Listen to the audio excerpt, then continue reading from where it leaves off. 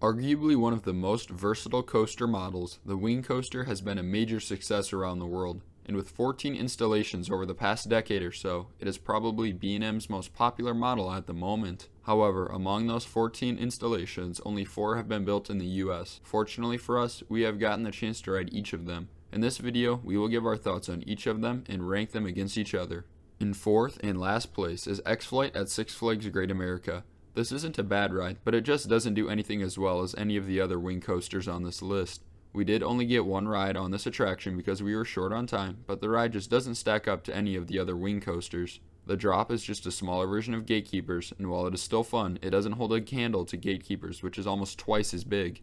The following zero-G roll is a solid inversion with some hang time and whip. Right after that, you head into an immelman, which is fine, but doesn't really compare to some of the other attractions on this list. There's a right turn that doesn't really deliver any forces and is honestly kind of rough. You can definitely feel a rattle on this element. There's another zero-G roll that feels almost identical to the first before another helix. This one is banked to the left, however. This is just a setup for my favorite near miss on this list, XFlight's inline twist. The head choppers on this inline twist are so much better than any of the others. You actually feel like you're going to hit the air traffic control tower and the supports right after. And there's a crazy amount of hang time and some laterals and whip as well. You go from being banked 90 degrees left all the way to 60 degrees right. It just feels like you keep rotating around the track endlessly, especially because the element is so elongated. It's one of the best inversions on any wing coaster I've been on, and one of my favorite inversions on any coaster, period. Then there is one more helix banked to the right, which does have a significant rattle, then you pop up into the brakes. Overall, this isn't a bad ride, but it doesn't stack up to the rest of the wing coasters.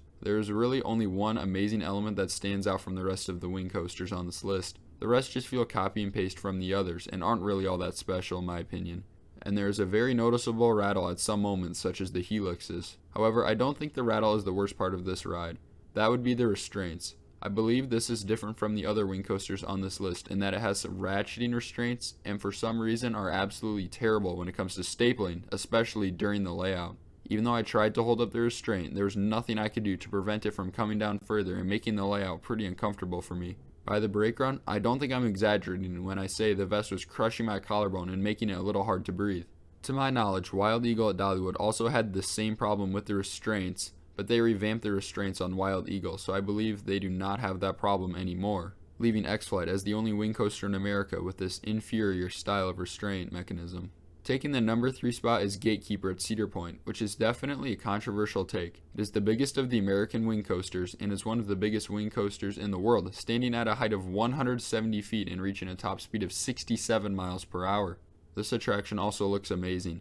Cedar Point redid the entire front entrance when this attraction was built, and they did a fantastic job. Walking into the park underneath the massive keyholes and zero-G roll gets you so excited for your day at the park.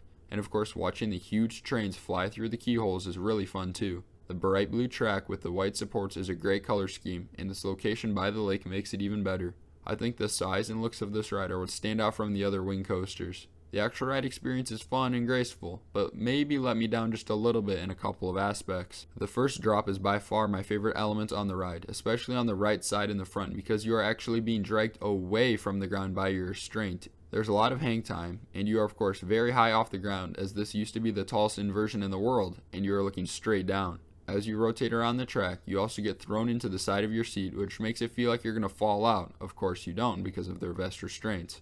The pull out into the immelman delivers gray out positive G's, and the immelman has some solid hang time and some whip rolling out of it. Next is a giant camelback that would maybe have some floater airtime if the vest didn't kill all of it. It also feels kind of out of place. After the airtime hill is a really solid corkscrew. This element delivers some good positive G's and whip, which is a good contrast to the more floating versions. Then you fly into the iconic keyholes. This was an element that was a little disappointing for me. I thought it would actually feel like I was going to hit the structure, but you actually don't get all that close in my opinion. Maybe it was already because I had been on XFlight and I was expecting Gatekeeper's head chopper to be better. Aside from that, the actual inversion gives some hang time, but it feels like a basic zero-G roll on a wing coaster.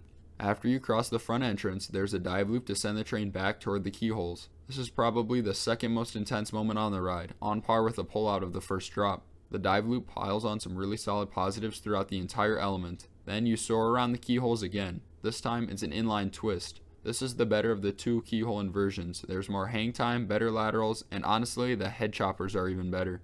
Next, you pop up into the mid-course brake run, which really should just be the end of the ride. The only thing after the mid-course is a really weak helix that really doesn't do anything at all. It might be one of the weakest finales on any coaster. The only reason it exists is to increase capacity, which is fine, but anything would have been better than a forceless helix. Literally anything. They could have just done a very elongated inline twist or something and no one would have complained, even a vertical loop. But I'll stop complaining about that now. Gatekeeper is a good ride, but I was expecting just a little more than what I got.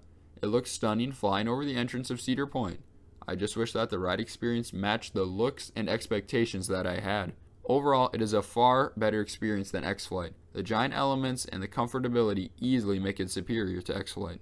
At the number 2 spot is Wild Eagle at Dollywood, which is many people's least favorite wing coaster, which somewhat makes sense because there's no theming on the layout and there aren't any built-in head choppers like the others. However, this ride is actually pretty forceful and the setting is amazing as well. The first drop has some floater airtime, especially in the back row, but I like it because it's something different from the other wing coasters. For some reason, the pullouts on Wild Eagle are a lot more intense than any of the other wing coasters. They actually make me gray out a little. And that's where I think this coaster really stands out. The amount of forceful positive G moments it has is impressive in my opinion. The vertical loop has sustained positive Gs throughout the entire element, and I felt myself starting to gray out by the exit of this element. Then you traverse a basic 0G roll that is a nice contrast to all the positives from the vertical loop. Following this is an Immelman, which also does give a little bit of positives entering and some whip on the rollout.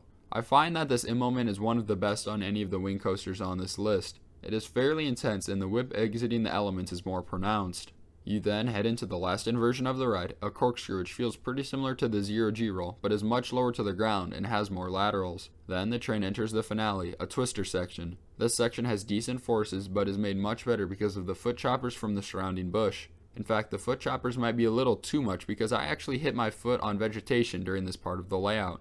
This is definitely the least themed wing coaster, but it more than makes up for it with the forces and uniqueness of the natural near-miss elements. I also think that the terrain does more for the ride than the theming found on other wing coasters. Climbing up the side of a mountain on a lift hill and being able to see lightning rod in the distance is really cool, not to mention how close you get to some of the brush next to the ride.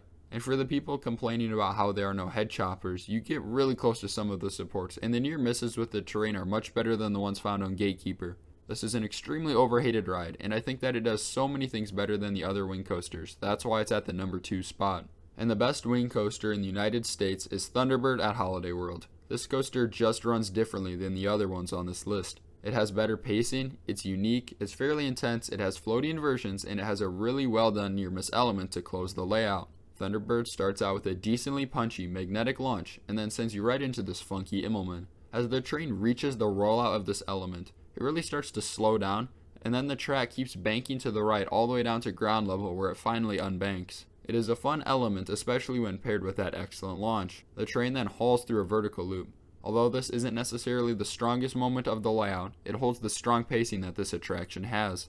The next 2 elements on Thunderbird are 2 bank turns, the first one to the right and the second one to the left. The train takes these elements at a strong speed, and riders are hit with a solid amount of positive Gs. These are 2 elements that help to differentiate Thunderbird from the other American wing coasters. Then the train flies through a 0G roll. This is a fun element and of course gives some nice whip thanks to those extra rotational forces. Thunderbird then traverses an S-hill, which quickly changes direction, giving a quick pop of airtime and some lateral forces. Following this is the first of the near misses on the attraction as the train travels through a barn. The track then banks to the left near the ground and into the final near miss and inline twist. This element most similarly reminds me of XFlight's inline twist, both in terms of the forces exerted and the near miss. As I said earlier, that was easily my favorite moment on XFlight, so I also love this element on Thunderbird. And that inline twist leads directly into the brake run on this attraction, and in the ride. Overall, Thunderbird just seems to ride a bit different than all the other American wing coasters, with stronger pacing and forces. Add in the unique elements and fun near misses, and Thunderbird clocks in as my favorite wing coaster in the United States. That will be all for this ranking video. Please consider dropping a like or subscribing since you made it this far in the video. As always, leave your thoughts in the comments down below. Thank you for watching.